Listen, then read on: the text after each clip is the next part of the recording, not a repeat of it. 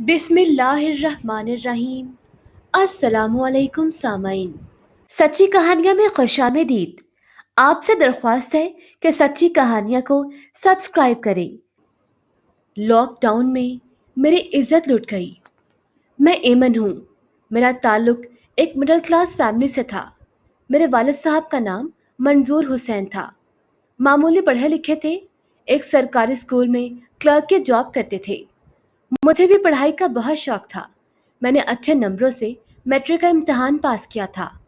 अब मैंने कॉलेज में दाखिला लिया था। मैं एमए करना चाहती थी। पढ़ाई के मामले में अब्बा भी मुझे बहुत सपोर्ट कर रहे थे। मुझे इस बात की खुशी थी। अम्मी भी पढ़ी लिखी खातून थी।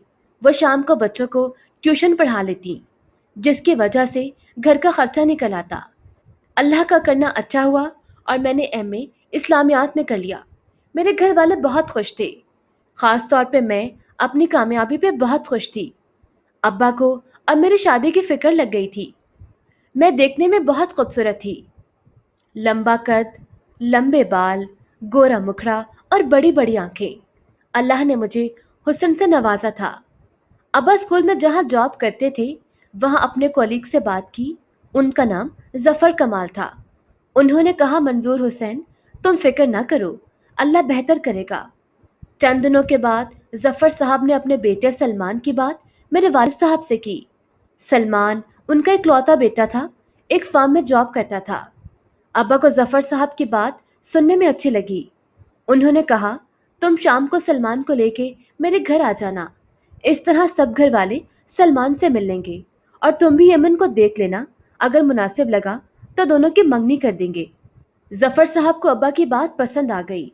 अब्बा ने घर आके मुझे और अम्मी को अपने पास बुला लिया और कहने लगे, मैंने जफर साहब से यमन की शादी की बात की थी। वो किसी दिन शाम को अपने बेटे के साथ हमारे घर आएंगे। उनके बेटे का नाम सलमान है। वो एक प्राइवेट फर्म में जॉब करता है। इस तरह दोनों एक दूसरे को देख भी लेंगे। अगर बात मुनासिब लगी तो मंगनी कर देंगे। फिर जल्द ही निकाह की तारीख रख देंगे।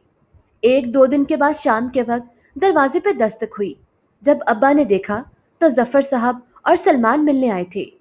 अब्बा ने बहुत खुशी के साथ खुशामदीद कहा और दोनों बाप बेटे को ड्राइंग रूम में बिठा दिया। फिर मुझसे कहा, चाय लेकर आओ ताकि तुम भी लड़के को देख लो। अगर पसंद आ जाए तो बात आगे बढ़ा देंगे।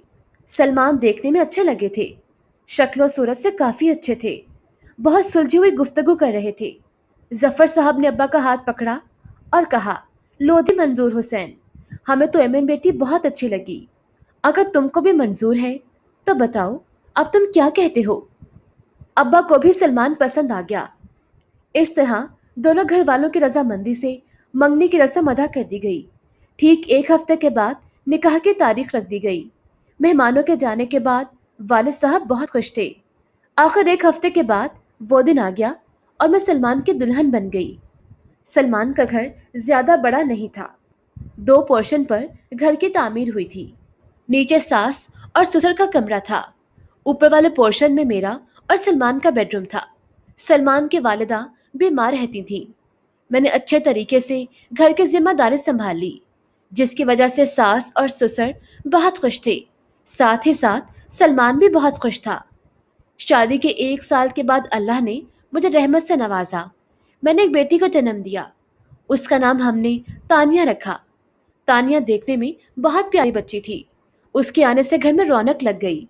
सलमान भी बहुत खुश थे। हमारे मोहल्ले में मुश्ताक चचा रहते थे। उनका मेरे ससुर के साथ बहुत उठना बैठना था। वह जब भी आते मुझे जरूर मिलते। ना जाने क्यों मुश्ताक चचा की आंखों से मुझे डर लगता। हालांकि वो बहुत प्यार से बात करते, लेकिन उनका बात करने का अंदाज बहुत अजीब था। उनकी नजरें मेरे पूरे जिस्म को ऐसे देखती जैसे उनकी आंखों में एक्सरे लगा हो। मैं बहुत कोशिश करती जब भी वो आए मुझसे मुलाकात ना हो। मुश्ताक चचा की बीवी फौत हो चुकी थी। उनके दो बच्चे थे, एक लड़की जिसका नाम उज़्मा और लड़के का नाम मुदस्सिर था। मुश्ताक चचा ने दोनों बच्चों को दूसरे शहर खाला के यहाँ भेजा हुआ था, इसलिए वो वक्त गुजारी के लिए मेरे ससुर के पास आ जाते। इस तरह मेरी शादी को 2 साल का अरसा गुजर चुका था। अल्लाह ने हमें 2 बेटियों से नवाजा था, जिनका नाम हमने तानिया और हानिया रखा था। 2 बच्चों की वजह से घर के अखराजात बढ़ गए थे। सलमान बहुत मुश्किल से घर को चला रहे थे। उन्होंने दफ्तर से लोन लिया था, जिसे अपनी तनख्वाह से कटवा रहे थे। एक तो मूजी मर्ज ने पूरी दुनिया को लपेट में लिया था, उसके जेर असर हमारा मुल्क भी आ गया, जिसकी वजह से हुकूमत ने फौरी तौर पर लॉकडाउन कर दिया। कोई भी अपने घर से बाहर ना निकले। सलमान की फर्म को मजबूरी में अपने तमाम स्टाफ को नौकरी से फारिग करना पड़ा, क्योंकि बगैर काम के वो स्टाफ को तनख्वाह कैसे देते। सलमान जब घर आए, मुझे एतमाद में लिया और बताया कि अब वो नौकरी पर नहीं रहे। यह सुनकर मैं परेशान हो गई। मैंने सलमान से कहा, अब घर का गुजारा कैसे चलेगा? इसकी वजह यह थी कि मेरे ससुर 1 साल पहले अपनी नौकरी से रिटायर हो चुके थे। घर की जिम्मेदारी सलमान ने संभाल रखी थी। अब सलमान भी नौकरी से फारिग हो गए थे। मुझे इस बात की फिक्र खाए जा रही थी कि दोनों बच्चियों का क्या बनेगा। मेरी दोनों बच्चियां दूध पीती थीं। उनके अखराजात और भी थे। इसके अलावा घर के भी अखराजात थे। जैसे जैसे लॉकडाउन बढ़ता जा रहा था, वैसे वैसे घर के हालात खराब होते जा रहे थे। सलमान ने अपने दोस्तों से पैसे उधार ले रखे थे। वो भी अपने पैसों का मुतालबा कर रहे थे। सलमान की नौकरी ना होने की वजह से वो पैसे अदा नहीं कर सकते थे। जो लोन उन्होंने ऑफिस से लिया था, वो ऑफिस वालों ने तनख्वाह की शक्ल में काट लिया था। मैंने सलमान से एक दिन कहा कि घर में जो भी रकम थी मुकम्मल तौर पे ख़त्म हो चुकी है। सलमान ने मुझे देखा और कहा, मैं कोशिश कर रहा हूँ, कहीं ना कहीं से बंदोबस्त हो जाएगा, तुम फिक्र ना करो। मैंने कहा, सलमान, मुझे नहीं लगता कोई भी आपको पैसे उधार देगा। सबके हालात आजकल हमारे ही जैसे हैं। लॉकडाउन की वजह से सभी परेशान हैं। मेरी बात को सलमान समझ गए थे। कभी कभी परेशानी की वजह से सलमान और मेरी तल्ख कलामी हो जाती। एक दिन मैं और सलमान पैसों की बात कर रहे थे। मैं गुस्से से कमरे से बाहर निकली, सहन में नीचे आई, मुश्ताक चचा को खड़े पाया। उन्होंने बड़े प्यार से कहा, एमन बेटी, क्या हुआ? कोई परेशानी तो नहीं? मैंने कहा, चचा, ऐसी कोई बात नहीं। वह मुझे देखकर बोले, तुम्हें कोई भी चीज चाहिए हो मेरे घर आ जाना। ये कहकर वो वापस अपने घर चले गए। मैं ऊपर कमरे में आई तो दूध न होने की वजह से तानिया और हानिया रो रही थीं। शादी को 3 साल का अरसा गुजरने वाला था। सलमान की नौकरी ना होने की वजह से हालात फाकों तक पहुंच गए थे। मुझे भी खुराक सही से नहीं मिल रही थी, जिसकी वजह से बच्चियों को दूध नहीं पिला सकती थी। डॉक्टर ने सख्ती से कहा, ऐमन, अपने खुराक पर तवज्जो दो, तुम्हारे जिस्म में खून की भी कमी है। अच्छी खुराक कहाँ से लाती? घर में टगे की आमदनी नहीं थी। अब्बा से पैसों की बात की। अब्बा भी स्कूल से रिटायर हो चुके थे। अम्मी जो बच्चों को ट्यूशन पढ़ाती, वो भी लॉकडाउन की वजह से पढ़ने नहीं आ रहे थे। अब्बा के हालात भी हमारे जैसे होते जा रहे थे। मैं उनको मजबूर नहीं कर सकती थी। जब कमरे में आई तो बच्चियों को रोता नहीं देखा जा रहा था। सलमान ने कहा, मैं जा रहा हूँ, कहीं ना कहीं से कुछ लेकर आऊंगा। यूं मैंने सलमान के जाने के बाद बच्चों को फीडर में पानी के साथ चीनी मिलाकर पिला दी और वह चुप हो गईं।